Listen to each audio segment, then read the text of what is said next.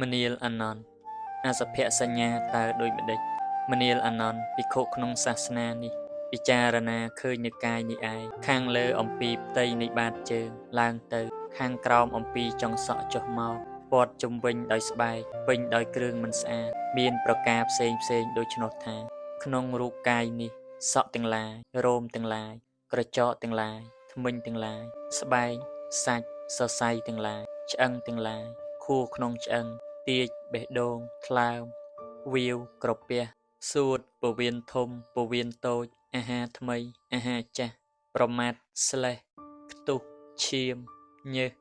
ខ្លាញ់ខាប់ទឹកភ្នែកខ្លាញ់រាវទឹកមាត់ទឹកសម្បោរទឹករំអិលទឹកមាត់ភិក្ខុពិចារណាឃើញរឿយថាមិនល្អក្នុងរូបកាយនេះដោយប្រការដូច្នោះមនាលអានន្តនេះហៅថាអសុភសញ្ញា